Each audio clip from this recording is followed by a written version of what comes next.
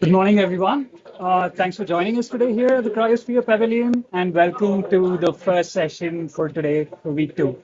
I'm Shiva. I'm a graduate student studying glaciers and ice sheets at Georgia Tech, and I'll be introducing some of the speakers today.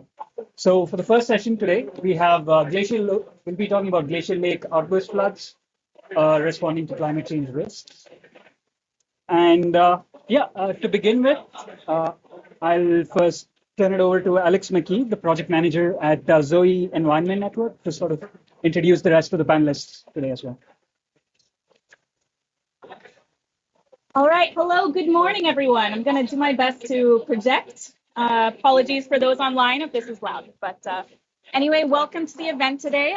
This is organized by the Adaptation and Altitude program, which is sponsored by the Swiss Agency for Development and Cooperation and focuses on increasing the resilience and adaptive capacities of mountain communities around the world. So today we're going to focus on Glacial Lake Outburst Floods, otherwise known as GLOFs, which is a very timely discussion as 2025 has been declared the International Year of Glaciers Preservation. So this is a great opportunity to bring attention to the importance of glaciers. Not only do they supply fresh water for close to a quarter of the world's population, but they're also the source of some very deadly and dangerous hazards, such as GLOF. So today we're going to hear a little bit more about this from our speakers. And we'll start off, though, first with some keynote presentations to look into why glaciers and mountains are so important, what GLOFs are, and what the relevance is for the global landscape. So I won't take too much time with the introduction, but I would like to introduce our first speaker, Mr. Guy Bonvin, who is the Deputy Head of Regional Cooperation for the Swiss Embassy to Azerbaijan and Turkmenistan. So, Guy, please.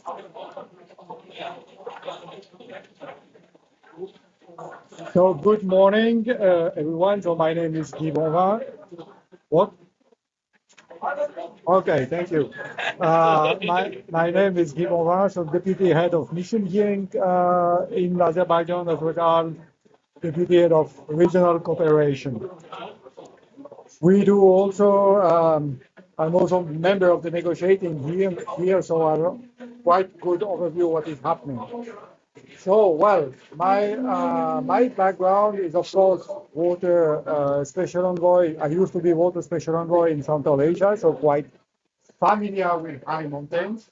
And I'm coming also from a region, I mean, the Alps, where we have a lot of glacier above our head. So basically, mountain is a very important matter in the region. And of course, here, Caucasus is also critical in that respect.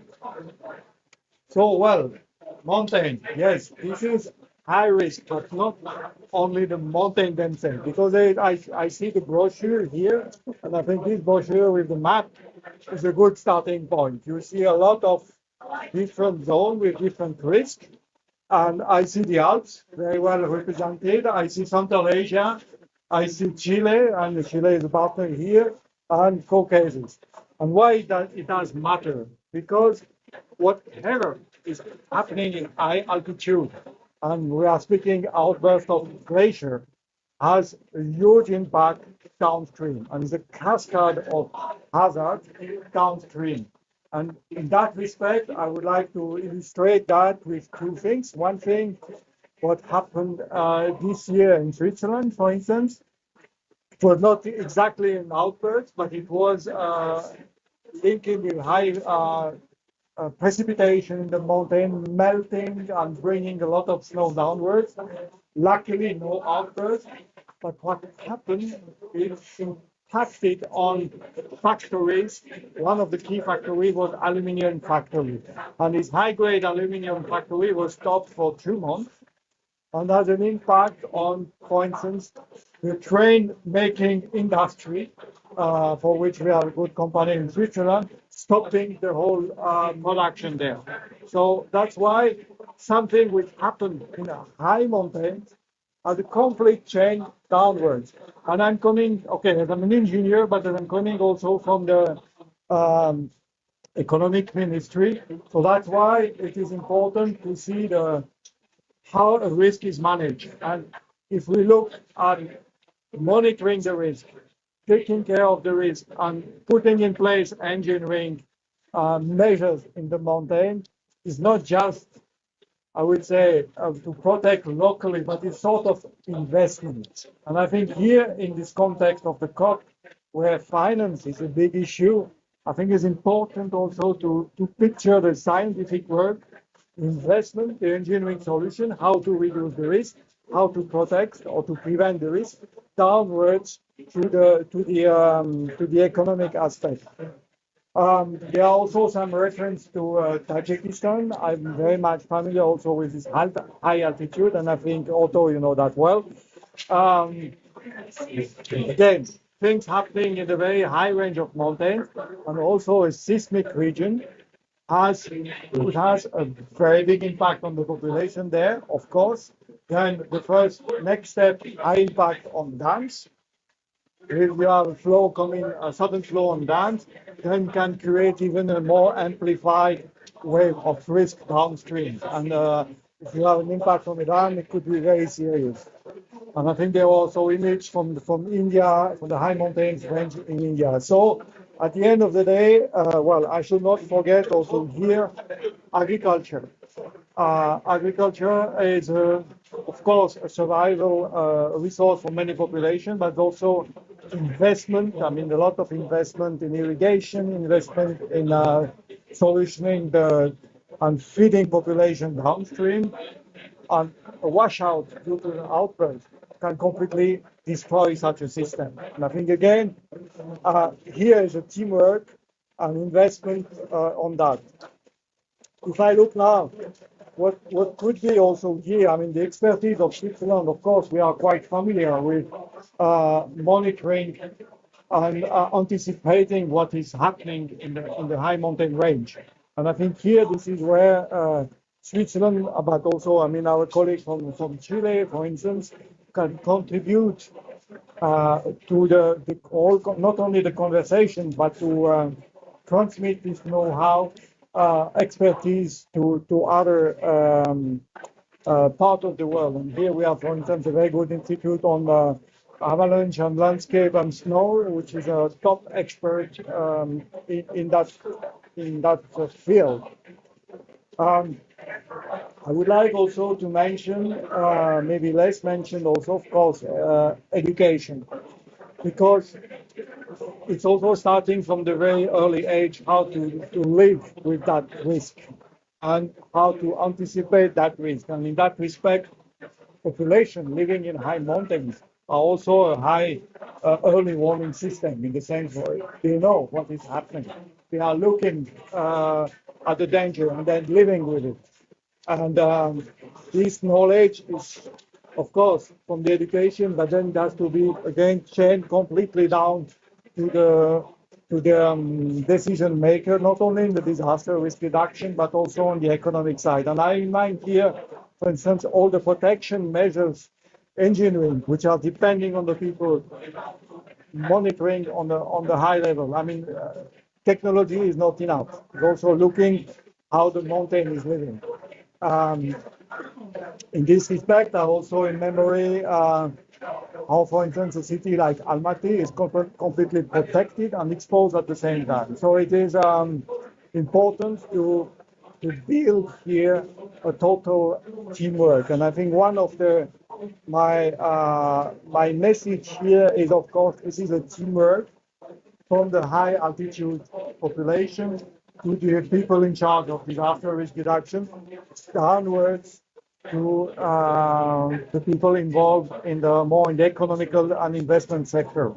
Especially if I look at here in the Alps, where it is very closely connected, because here you have high investment in valley. Okay, I'm speaking Switzerland, but Austria is also the case.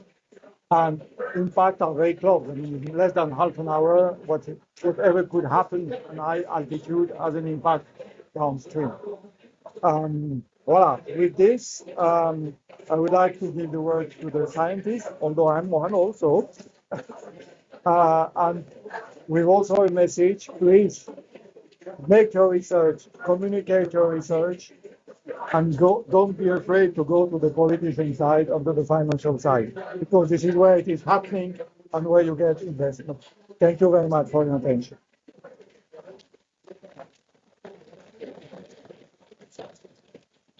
Thank you very much for that wonderful introduction. I think that particularly I wanted to draw attention to this kind of upstream, downstream linkage that you mentioned also. You know, what happens high up in the mountains does cascade down into downstream communities. So this is an issue related to glaciers. It's not just for those who are living up at higher altitudes. It's really an issue for the entire world. So with that, I'd like to turn over to our next speaker, who is Dr. Simon Allen. He's a senior scientist at the University of Geneva in Zurich. And he has a long-standing history working on GLOFs and about risk assessments for climate risk resilience and GLOF management in countries around the world, from Central Asia, the Andes, and even more. So with that, we have him joining us online. So we do have a presentation that he will be available for questions to later for everybody. So with that, we can turn it over to the presentation by Simon. And thank you so much for being with us at a very early hour in Switzerland. Thank you. A very good morning, dear colleagues. It's an absolute pleasure to be joining you this morning, albeit in hybrid mode, to present a brief introduction to GLOF risk management in the context of a rapidly changing mountain environment. So what are these glacial lake outburst floods, or GLOFs as you'll hear them referred to? Essentially, this is the catastrophic release of any lake water that has been trapped in the glacial system. Some of the most dangerous cases relate to so-called proglacial lakes at the front of a glacier, but we also see ice-dammed lakes at the side of a glacier. We can have lakes forming underneath the glacier or at the surface. Now, climate change obviously has a strong role in driving the formation of glacial lakes as the glaciers retreat, but we also see a climate change signal in a lot of the triggering processes of these GLOF events. So, for instance, extreme rainfall or snow melt can overwhelm the size of a lake, or we often see landslides, rockfalls, or avalanches falling into the lake and then creating like a tsunami effect.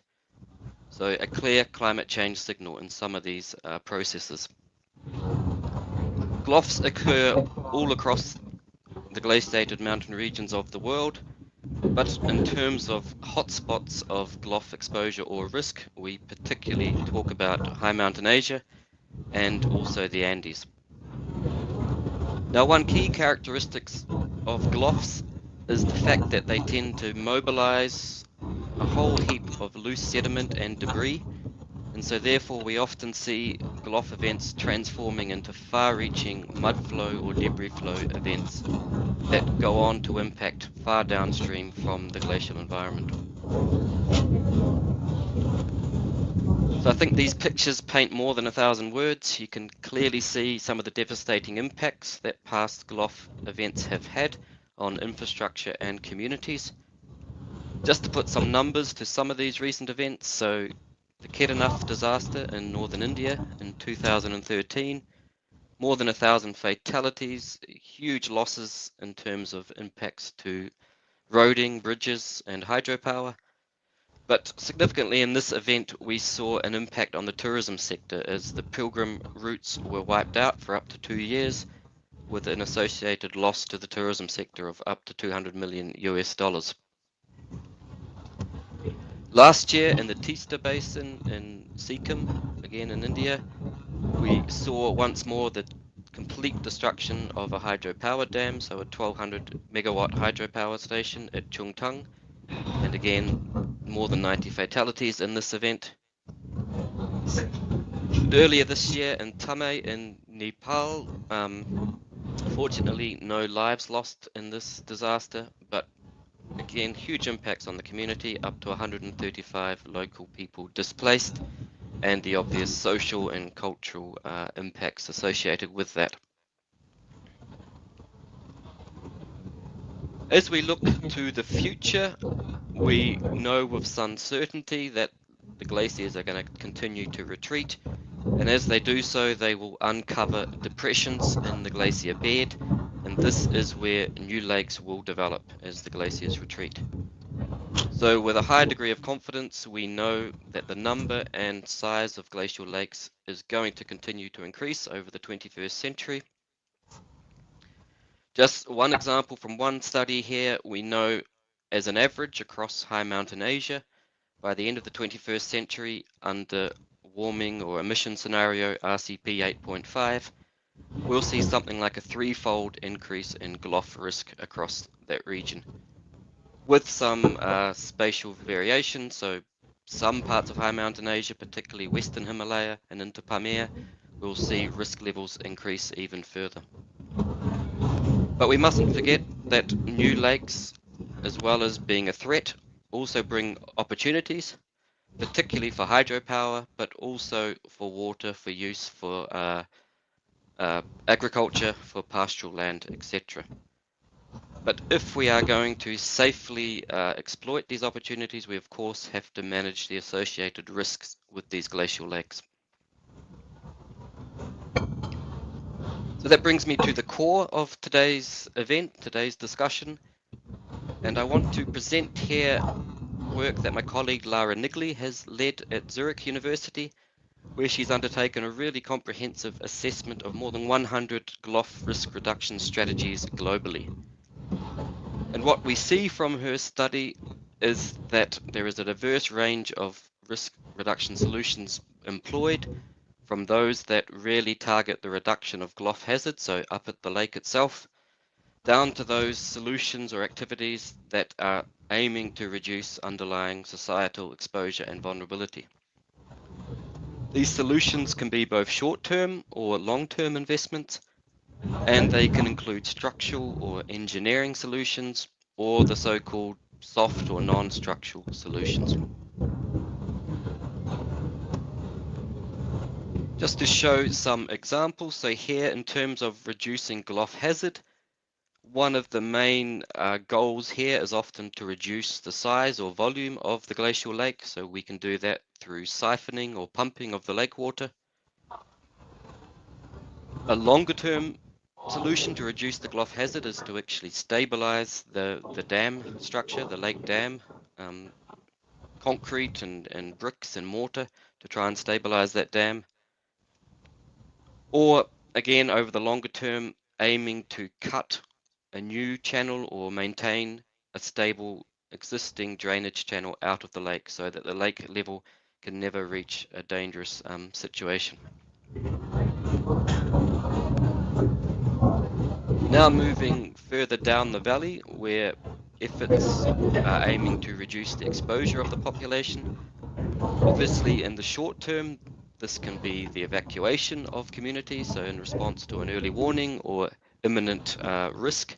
But equally important are the long-term efforts to reduce societal exposure. So particularly here, we're talking about spatial planning based on robust GLOF hazard and risk modeling.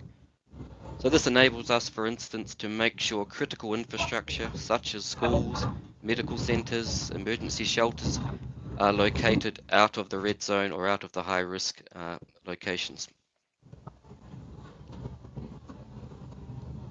And then lastly, the diverse range of activities which are aiming to reduce underlying societal vulnerabilities to GLOFs.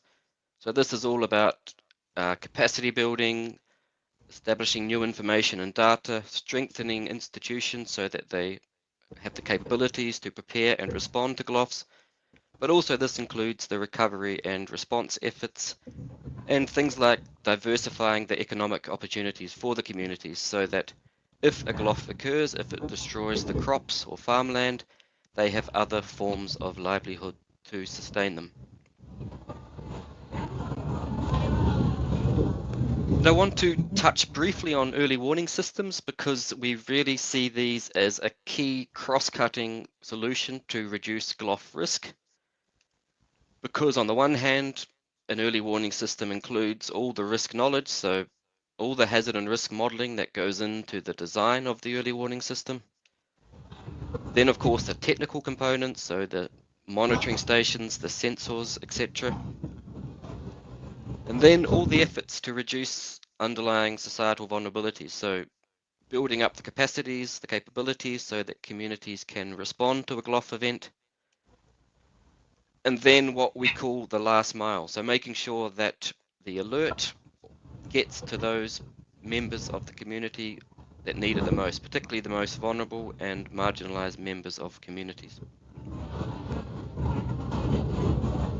So just to remind that a GLOF early warning system is far more than just the monitoring or technical component. They are highly complex cross-cutting systems, but very effective. But yeah, needing to include all these technical components, the institutional, social, and legal aspects as well. And with that, I just want to leave you with 5 key principles that have emerged from this global stocktake on GLOF disaster risk reduction strategies.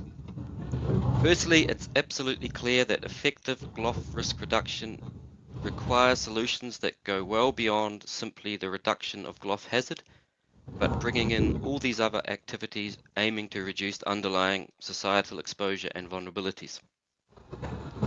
In a similar way, GLOF risk reduction needs to be viewed through the broad multi-hazard risk reduction framework, recognizing all the co-benefits, all the synergies that exist between activities aiming to reduce GLOF risk on the one hand, but also reducing the risk of other climate-related threats such as landslides or floods. We know that strong coordination between all stakeholders is absolutely crucial.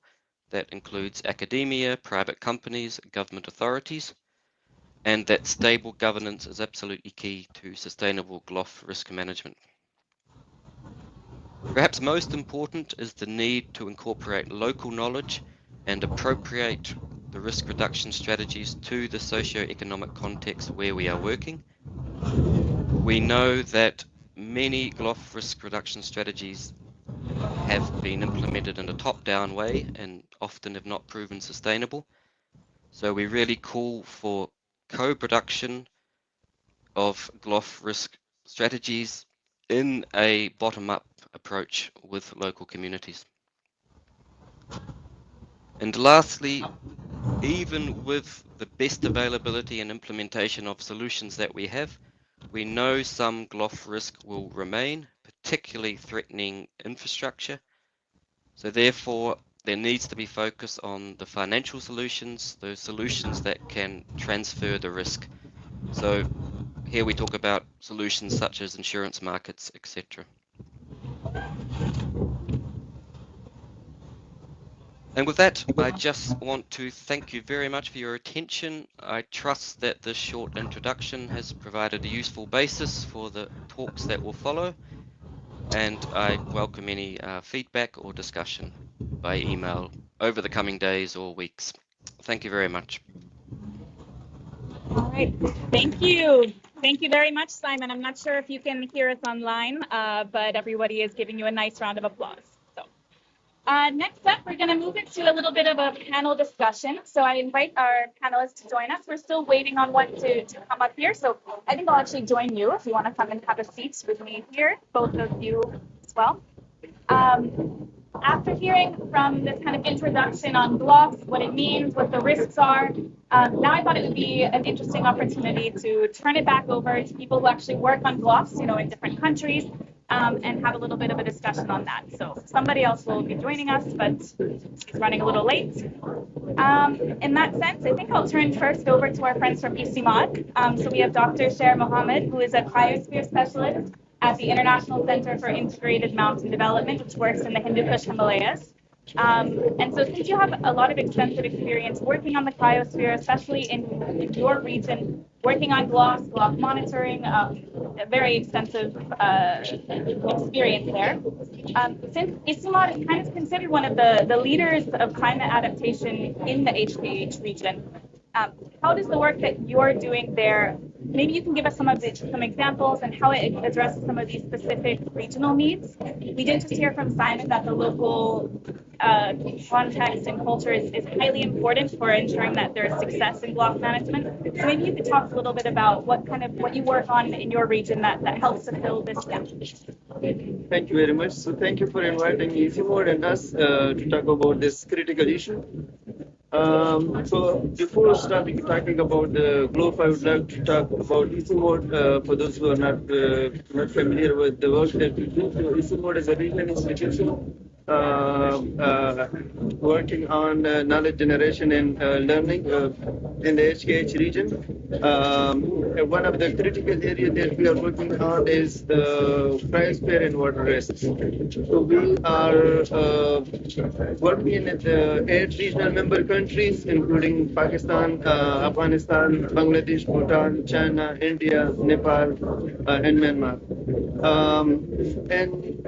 To support our regional member countries, we monitor these cryosphere resources, including glaciers, snow, and permafrost in the field. This helps to understand how these cryosphere resources are changing, and this also helps to understand the regional changes, so that the regional system based on remote sensing will be validated through the field data that we collected there.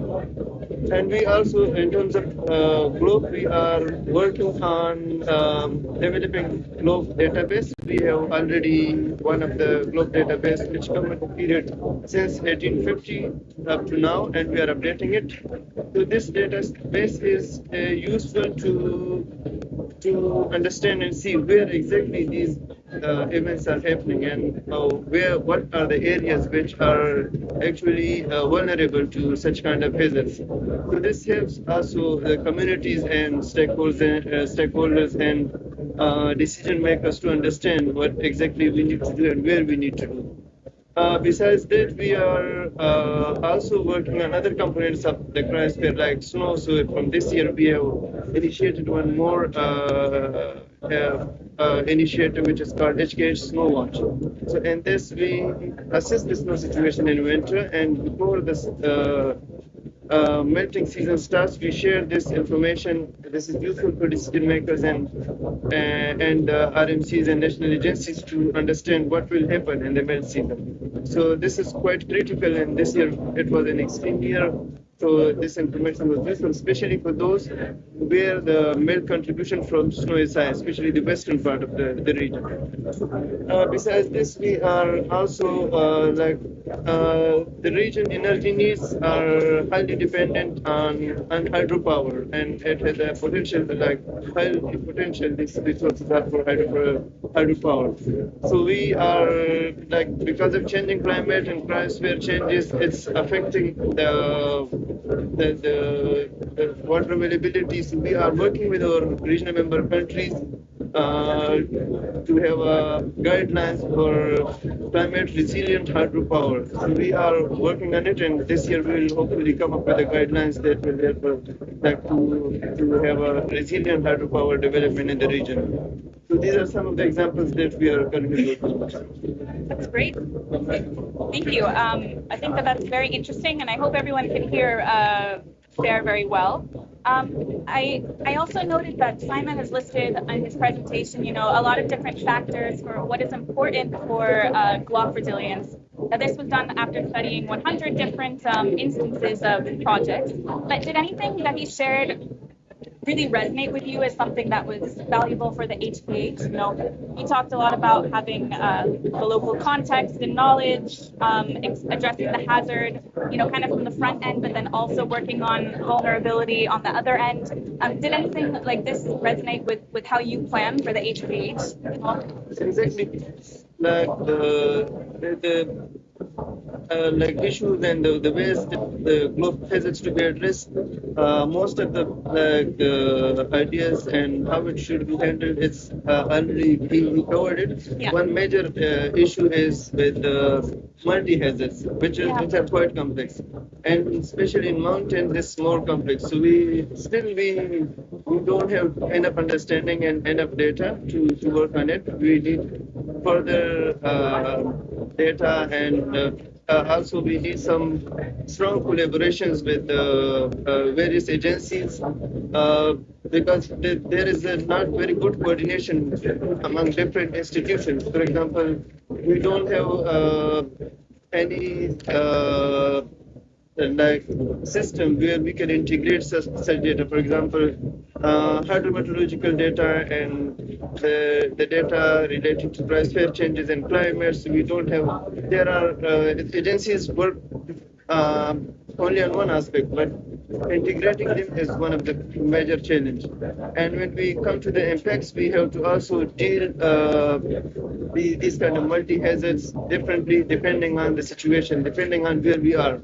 So in the regions where we have high risk to GLOF, we have to put in place actions that deal with the GLOF risk. So similar are for other areas where we have a different risk, we have to deal accordingly. No, that makes a lot of sense. And we actually have somebody who has a lot of experience in one of these institutions, right? You worked with the Hydromet services in Kenya for many years. So maybe we'll turn over to our next panelist, which is Ms. Ruth Guma, who is an associate program specialist in the section for Hydromet systems, climate change, and adaptation at UNESCO. So quite a long title and quite a lot of experience to boot with that. So taking it kind of from a different perspective now. So UNESCO is one of the co-conveners for the International Year of Glaciers Preservation. So maybe you could talk a little bit about how this year is aiming to bring attention to these issues, especially in terms of glacier-related risks. You know, what is it that we can do to capitalize on the activities of this year to get countries more involved and start looking at, you know, how to respond to GLOF risks, things like that. Okay, thank you so much. Yes, with my first experience from Kenya Meteorological Department, I'm a meteorologist and also an hydrologist. And from my forecasting, I've been focusing, issues to do with extreme weather and borders. But at UNESCO, we are the secretariat that is dealing with the International Year of Glaciers Preservation. As you may well know from the UNGA, the UN General Assembly in December 2022, we declared the International Year of Glaciers Preservation that starts from next year. And we are preparing for the year together with WMO. And so far we have established an advisory board together with 4 task forces. We may wish to join any of the task forces. One of the task forces deals with the issue to do with the campaign about the year, whereby that one is led by FAO, and that is the place where we bring the exchange of the best practices and knowledge, and also international collaboration, because you cannot just deal with these risks as one lone organization. You need a collaborative effort and also synergies from different organizations. And then we have the second one that deals with the issue to do with workshops. We have the conferences that look at the capacity building, because you need capacity building for the communities to be able to respond to the impacts of climate change on the glaciers. And the third one has to do with the research and training, and issues to do with such initiatives that can be able to look at the research and also fill the data gap. As you have heard him say from ISMO, they are leading the second task force, but the third one is led by a university from Chile. And from that perspective, we need data because our glaciers are not well monitored, and especially the high altitude ones, they are not well monitored. So we need more data so that we may be able to understand what we are actually responding to, because you really need to understand the risk for you to be able to monitor or even respond. Then we have the fourth one which has to deal with policy advocacy, and we have the fourth one has to do with the policy advocacy and issue to do with partnerships. Of course, we need partnerships for us to be able to respond to the impacts of climate change on the biosphere and the GLOFs, and also we need a financial support, and that one is led by ICCI, that is the She's not around. She's the one who is actually the lead for that task force. And you can be able to join the task forces through our website, un-glaciers.org, where you can just join one of the task forces. And from there, you can be able to contribute to the Year of Glaciers Preservation. Then, besides that, we also have projects in Central Asia. And as you have heard from the experts have indicated that Around 1,000 glacier lakes they are at risk. We have 1,000 dangerous glacier lakes in Central Asia, and we need to respond to that. And that's why UNESCO has initiated the GLOFs project, which is around 6.5 million, funded by one by Jeff and another one by Adaptation Fund. And we are looking at the vulnerabilities of the communities within Central Asia for us to be able to support them by building their capacity, helping them to monitor the glaciers, and also lifting them to the understanding and helping them to exchange knowledge for them to be able to deal with the issue of glaciers. And you're doing that through the Match Office of UNESCO. Thank you. Thank you very much. That was very interesting. And in particular, I think it's important we all know how we can get involved with the International Year, but also talking about UNESCO's work in Central Asia, because it is a very active organization working there. So maybe now, again, we've heard some of the recommendations previously, but how do you think that the solutions that are being implemented in Central Asia by UNESCO, what is it that is making them more successful?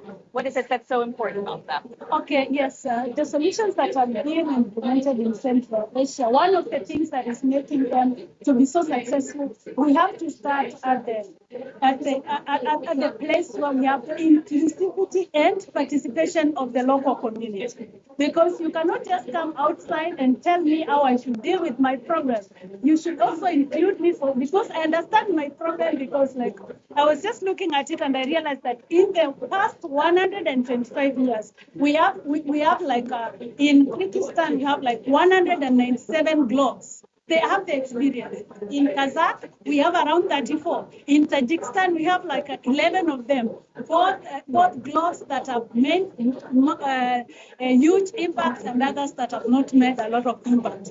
And even we have the transboundary one. So what we look at, what you've been looking at is participation of the local community, stakeholder community, and looking at a bottom-up approach for us to be able to bring the community to a place where they also understand. And we also need to understand them, because it is not just about the scientific knowledge that is coming from the stakeholders and other organizations, or even UNESCO as a scientific organization. We also need the local knowledge, the indigenous people. We need to understand how they have been dealing with the GLOFs. And that is what has made it to be so successful, in the sense that we include the community, and we also look at creating synergies even among the organizations that are around, together with even universities. And by so doing, we've been able to be successful. Thank you. Yeah, and you also raised a very important point, which is that it's very often too that these issues are transboundary. They aren't just restricted to one country. The hazards, the glaciers, mountains, they cross borders. They don't really care about what borders that we've set up. So the issue of transboundary cooperation is also really important. And maybe going back to ICIMOD, because again, ICIMOD is uniting 8 countries to work together on these issues. How do you deal with this transboundary component, and what is making it so successful, the HPH? Definitely a transboundary, one of the critical issue, and also in terms, here we are talking about growth. Yeah. So if you just look into the global that happened in the central part of the Nepal in the past around 50 years, since 1977. So almost half of them are originated from China, but it affected Nepal. So without transboundary cooperation and collaboration, such kind of extreme events could have severe impacts on the people living there. So we need to have early warning system in place, and also there is a need that the region and the countries share their data with each other so that they are aware of what's going to be happening. So we are having several networks, for example, Upper Indus Basin Network, where we are combining 4 countries, Afghanistan, Pakistan, China, and India. So they work together and look into the scientific solutions of which is related to transboundary and the Indus Basin. Similarly, we have other programs where we are working closely with the countries. So we bring them.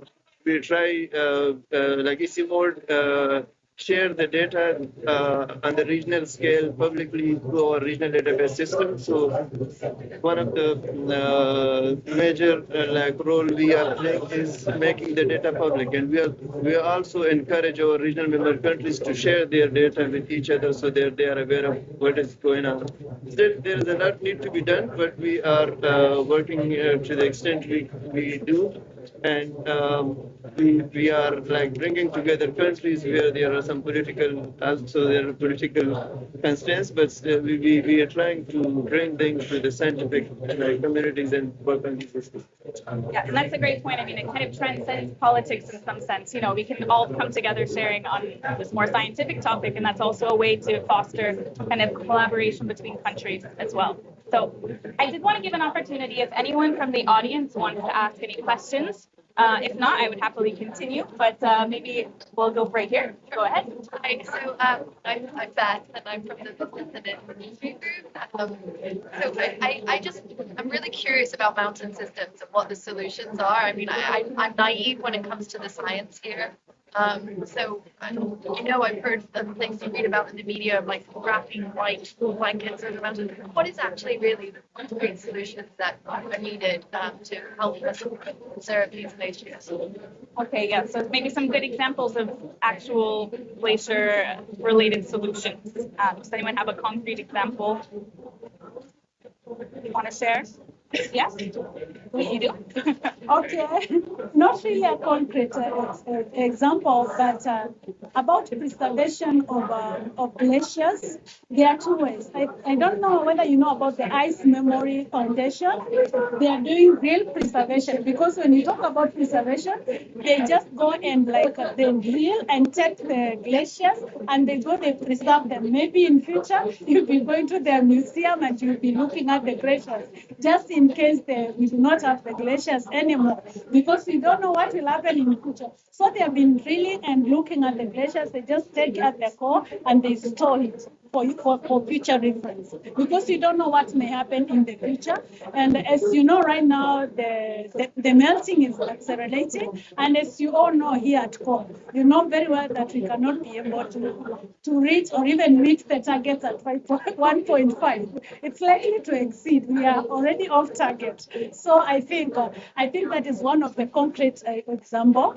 And about also preservation, we may not look at the preservation. I don't think whether using preservation would be the best word for us to use, as much as the International Year of Glaciers Preservation was coined around the preservation. Because in climate change, you know very well, we have the mitigation part and you have the adaptation part. At one point, with mitigation, we may preserve. But when you look at adaptation, you may just need to work with what is happening. So I think we may also need to look at the adaptation part, and also within COP, we may need to raise the profile of the profile of adaptation, because right now we are focusing more on mitigation, which is very difficult with politics and all that. But at least with adaptation, we will be able to do something. That's their reporting system. Yes. And also, I guess, trying to change people's livelihoods to adapt. Yes. Also reducing vulnerability. I don't know if there was anything you wanted to add to this question. Yes. So I didn't hear clearly the question, so if you could repeat. Yeah, it's okay.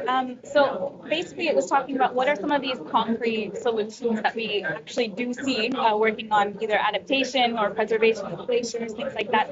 I can just share that from the Adaptation at Altitude program, which is the one organizing this event, we do have a portal of climate adaptation solutions in mountains. Here's a little bookmark I can share with you.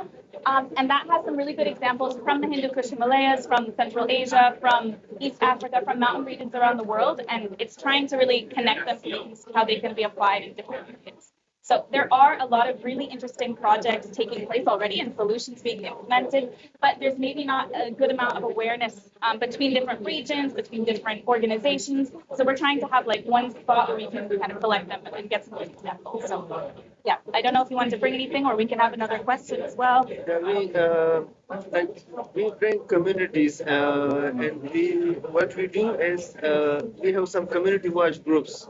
So we train them, and if there are some hazardous lakes, we train them to physically survey and go to the lakes and understand.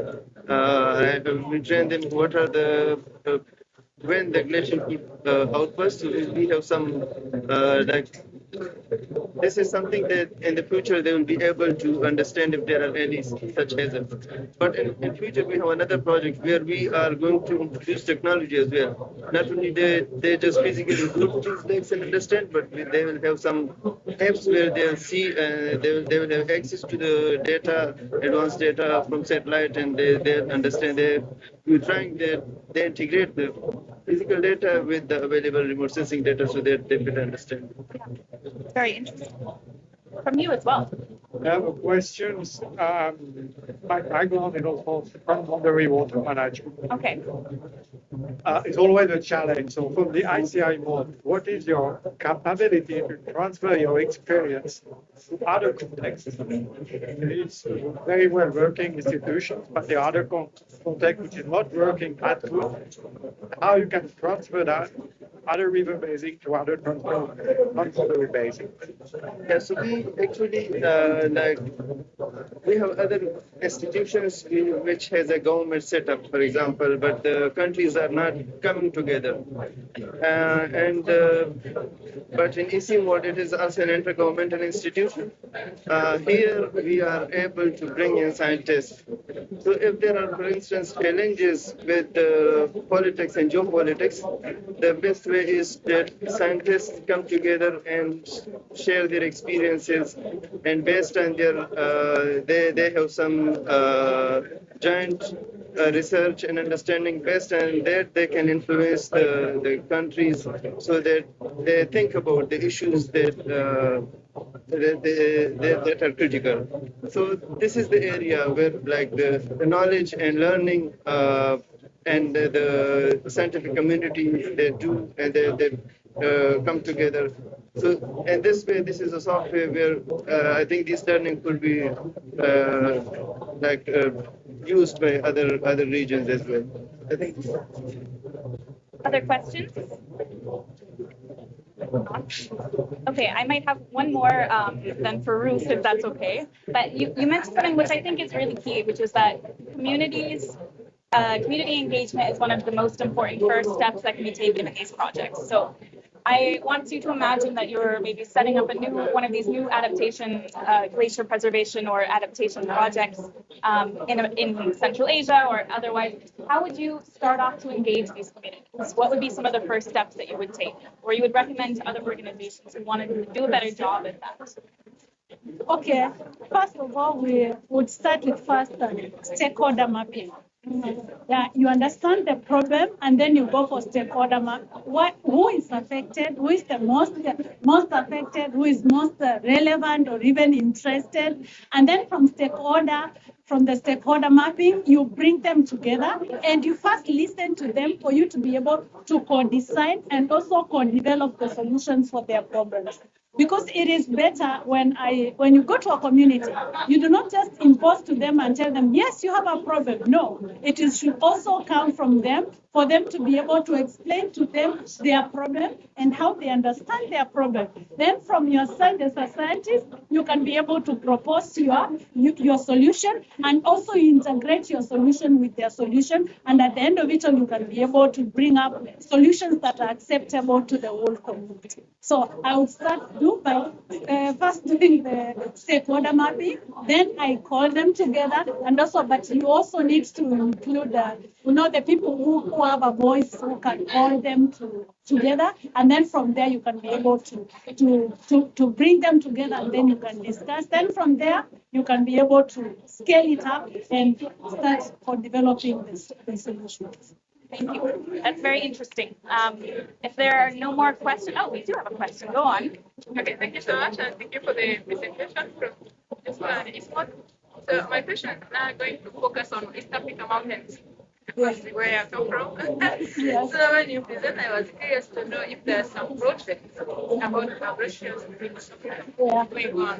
Because sometimes, as you said, get progression. When a project proposed training for glaciers, I work with the Urban Studies Conservation Society. Okay. We're approached to join an initiative. So now I would like to know if there's those initiatives going on in the to adapt to glaciers and so on. And if yes, how do we get in touch with those? Okay, thank you. Yes, for East Africa, even from the International Year of Glaciers Conservation, within the 4 task forces, you can be able to join. And there is somebody, I think, from Rwanda who is leading one of the regional. I cannot remember the Organizations. Oh, yes. Oh, thank you. Yeah, I can't remember the name, but at least I know they are leading. And then from there, I know there is something that is going on, the escapades that have been taking place in Rwenzori.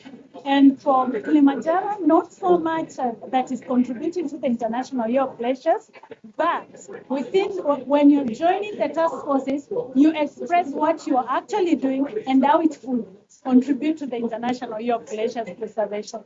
And besides the International Year of Glaciers, because 1 year is not enough for us to be able to deal with glaciers. We also have the Decade of Action, which was declared in August 2024, which was led by France. And UNESCO is the one which is leading this Decade of Action.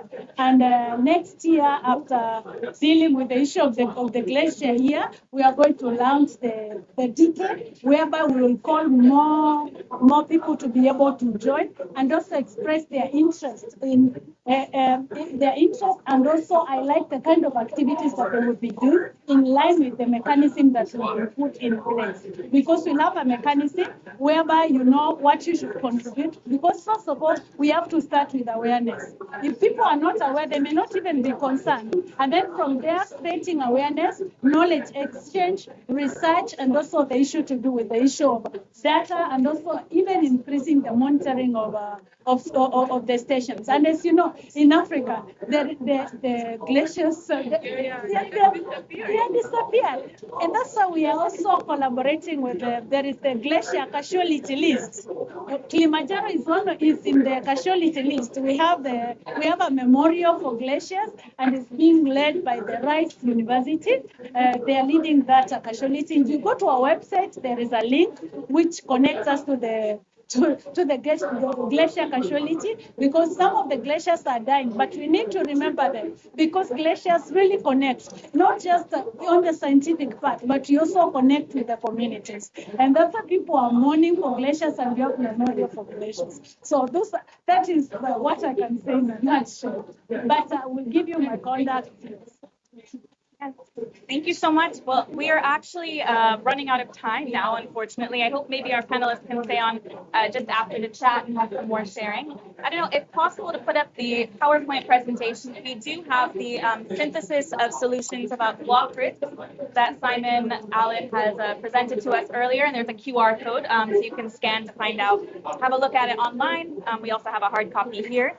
But otherwise, thank you both so much for all of that you shared. I think a few takeaway messages that I had is that, one of the main areas is exactly exchanging on data, providing data and monitoring systems, ensuring that they can reach each other, because collaboration between institutions and between different countries also needs to be based in scientific information and data that becomes available to them. Also, that community engagement, even just from the first step, is key. It's crucial to looking at GLOF risks or any kind of project planning that takes place related to glaciers. And also that sharing solutions between countries, between regions, just globally is something that's very important and is going to be key in the International Year of Glaciers Preservation and beyond. So thank you all so much. Maybe a round of applause for our panelists too, and our speakers. And then I would like to say also UNESCO is co-hosting an event later today at 3 o'clock inside event room 1, also on glaciers. So if you are eager to keep talking about the topic, you can go and catch that later too. So thank you all so much, and have a wonderful rest of your call.